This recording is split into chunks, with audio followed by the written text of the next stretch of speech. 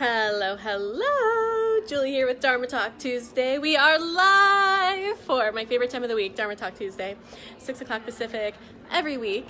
And I'm really excited about today's topic because have you ever noticed that people love astrology? They're like, oh yeah, I'm a Leo and I love it. Or they're like, oh, I'm a Gemini. Oh my God, me too. And people just like love knowing what they are and what that means and how it applies to their life. So what I love about that is it creates understanding, and it creates this sense of compassion. It creates this sense of like gentleness and forgiveness and sensitivity to yourself. And so this is true for entrepreneurship and for manifesting too. And I was writing an email to my tribe, to my list, and I was writing this story about how I used to compare myself to one of my girlfriends who is just like a content queen. She just produces so much stuff and it's all amazing.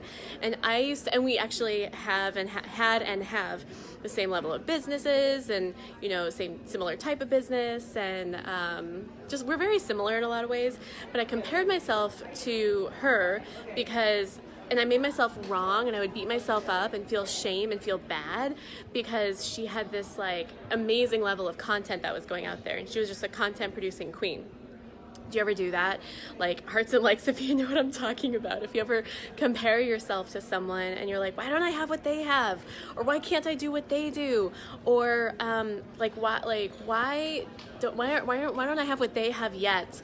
So I'm seeing a lot of hearts and likes right now. So yeah, this comparison thing can really like get us, and it just lowers your vibe. It lowers your sense of self-worth. It just eats away at you. It's a whole energy drain. It's an energy suck. And you guys, I would literally spend hours beating myself up and comparing myself to her and making myself feel wrong and bad because I just did things differently than her. And I made her way better than my way. So I share this with you because what ended up happening was I discovered that I am simply a different type of manifester than she is.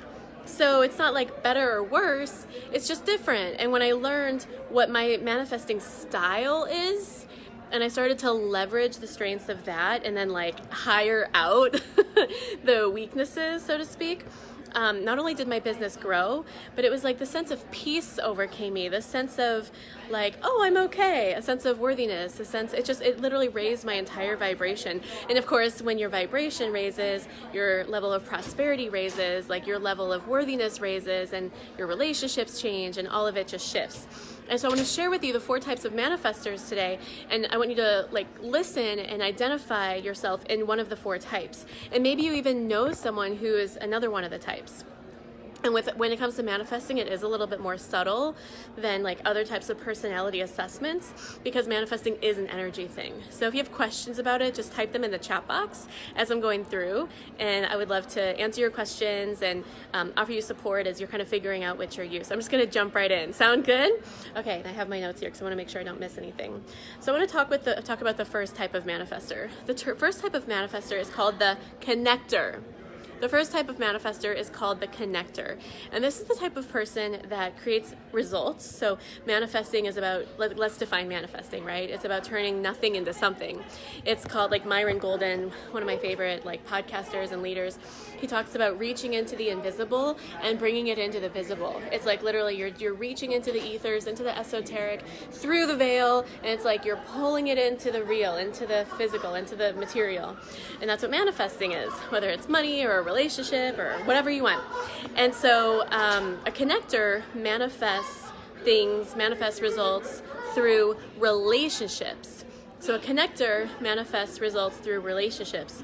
So their forte, their strength is in like being with other people through conversation, through team, through like joining forces with other people. Like these are the kind of people who are business partners. You know, I think about like I was at Funnel Hacking Live the other week, and I think about like Russell Brunson and Todd Dickerson. Like they're great, like they've got a great team around them. They're great manifestors through being connectors. They're connectors. And so like they create amazing results through relationships. Again, and if you find yourself looking at someone like a connector and you're like, oh, Results come from having a team, or results come from having a business partner. That might not necessarily be true for you. Like, that's true for a connector, but that might not be true for you. So that's the kind of thing you got to think about. Like, okay, or maybe you're hearing that and you're like, wow, that's totally me. Like, I'm so good in partnership, and I'm so good at generating things through partnerships with people, generating ideas and bringing like the nothing into the something. That's the connector. The next one is the producer. So the person who's the producer, that's sort of like my friend, just like a doer. It's a content creator, content queen. I'm just gonna go, like, this person can, like, they just have a lot of energy output. These are typically very extroverted people. So they're very like outward focused. They can come up with ideas on a dime, and just, it's like they can just produce and they put it out there. It's like they find it and they put it out there. They create a lot of content and ideas from within, and then it like comes out of them. They're verbal, they're connective, they're communicative, and so they manifest, they create through doing. That's the producer. And again, if you're the other one of them is the receiver, which I'll talk about in a second, which is what I am. If you're a receiver and you're comparing yourself to a producer, you're setting yourself up to lose. Like, that's what I felt so bad, because I was like wanting to, it's like I was a gazelle and I was trying to be a scorpion. That's not like a natural thing. Like, it's not the same thing. It's like I'm trying to be a gazelle and I'm trying to sting, but I can't sing because I don't have a singer. You know what I mean? And I'm just using that as an example. And so you got to know who you are. There's actually a principle in the sutras called Svadhyaya. It's on the Eightfold Path.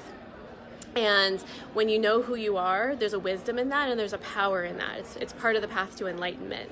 Okay, so knowing yourself. So this is all knowing yourself so that you can leverage your strengths. So the first one was a connector.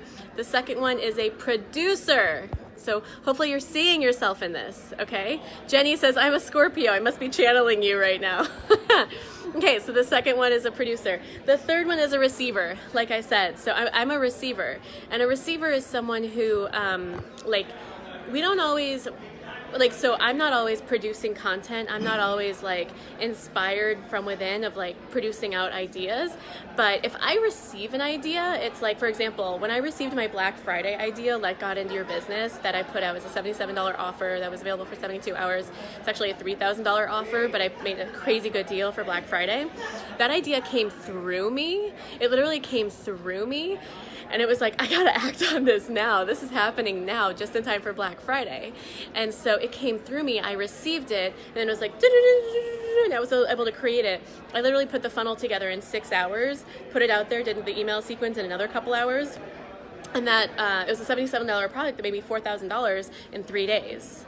You know, and it was amazing. And so like that kind of stuff happens to me. And so my zone of genius is tuning into what I'm receiving. So that's one of the reasons why I am a big fan of creating opportunities for myself to receive body wisdom. It's why I have, like, in my Money Alignment Yoga Academy, my group coaching program, I teach anchors, because I've learned, for me, and I attract a lot of receivers.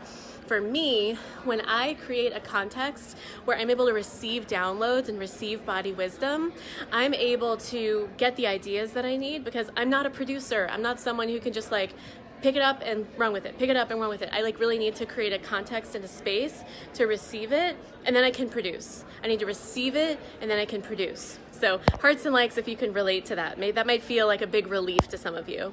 You know, I used to compare myself to my friend who was a producer, and when I learned all of this, and when I learned that I was a receiver, it was the biggest relief. Like, wow, like I'm not a shitty marketer. There's nothing wrong with me. I'm just a receiver. And so I need to structure my life and structure my, like, the way that I do my day and the way that I do my marketing and the way that I do my coaching and my client work and stuff like that to support my nature, my automatic natural nature, my zone of genius, which is being a receiver.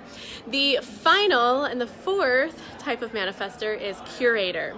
So this is a person who does a lot of like collecting and fact finding. So the curator is someone who like just knows a lot of resources and knows a lot of, like, they're the person who, here's a great example. I'm at the mastermind right now, and someone came to speak, and he does wealth management. And he's someone who knows all the right people and all the right resources to help you build wealth. He's an example of a curator. So he takes a flat fee to do like the connecting the dots for you because he's got the right resources. And he said he'll take a percentage. He doesn't wealth management and investing and things like that, but that's not his main thing. But he's someone who can curate the resources. Another example of a great curator is a DJ. So there's some of this in me as well. And I love curating songs. I love curating music. I love curating, one of the things I do during the holidays is, my favorite things, sort of like Oprah, like my favorite things. And I'll send an email to my following of all my favorite things that you should check out and resources, because I know they'll make a difference for you. And some people really and some people don't give a shit about that kind of thing, but there's some curator in me too. And if you're a curator, that kind of stuff really interests you, and it makes a difference for people. You can monetize that, you can capitalize on it, you can do affiliate stuff, you know what I mean? There's a lot of really great ways to turn that into something that turns into like a prosperous, profitable thing for you. You can also, if you find yourself that you're the go-to person for your friends and your network and your family members, like, people just know to go to you when they have a question for you about this kind of thing. You're the curator. So, so this person is it's typically an academic. They love knowledge, they love studying, they love finding things out, they're just constantly learning. So that's the curator, and that's your zone of genius, and that's your brilliance. So those are the 4 things. So let's just go through them again. We've got the connector, who manifests through people. The second person is the producer, who manifests through doing. The third is the receiver, who manifests through creating a space to receive wisdom, and then you can act on it. And then the fourth person is the curator, who's like the researcher. Okay, so I'm going to go through and look at some of these questions right now. Jody, hello. She says hi. Hi, Jenny Glass. Hello. By the way, if this is interesting to you, if you know anyone who this could make a difference for, I forgot to say this in the beginning, tag them in the comment section or hit the share button on this if you think this is interesting and you think your following might like this. This is the kind of stuff that, like I said, it creates compassion, it creates forgiveness. For me, it created a whole sense of relief, oh, I'm not broken. I know that sounds dramatic, but that's the kind of dialogue that we're having in our head, that when we shift it, it allows us to raise our vibration and create totally different results, better results, right? Michelle, hello. Aaron, Scott, Karen. Scott says, Julie, you're a rock star. So great seeing you this weekend. Love you. So good to see you, Scott. You're up to amazing things. Hi, Marie. Hi, Gretchen. Hi, Julia. Jenny says, I'm a Scorpio. Hi, Caleb. Hi, Tara. Jenny says, do Myers-Briggs personalities tell you anything? I love Myers-Briggs. It's just a different system. There's all kinds of different systems, right? Jenny says, are you a creator or manifestor? I'm a receiver. So when I learned that about myself, it changed everything.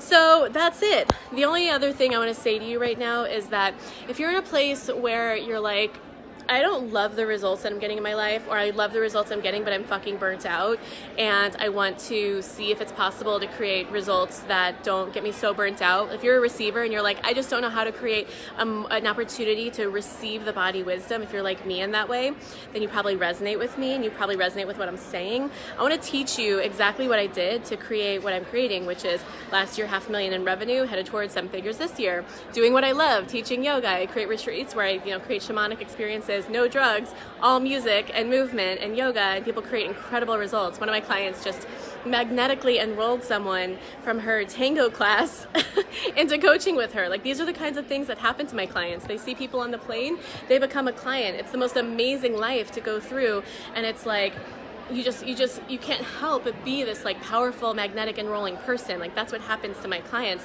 They're so grounded and centered and enrolling and powerful in their energy. So that's what I teach my clients how to be in their zone of genius and just walk around with it. And so it means literally walking around just like the divine being that you are.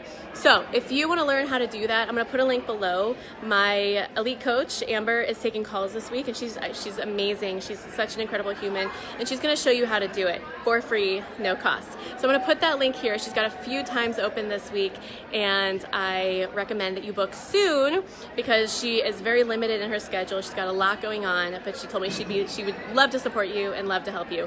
I'm sending you so much love. It was so good to see you this week on Dharma Talk Tuesday. Hit the share button if this was supportive and resonant for you, and I will see you next week, 6 o'clock Pacific, on Dharma Talk Tuesday.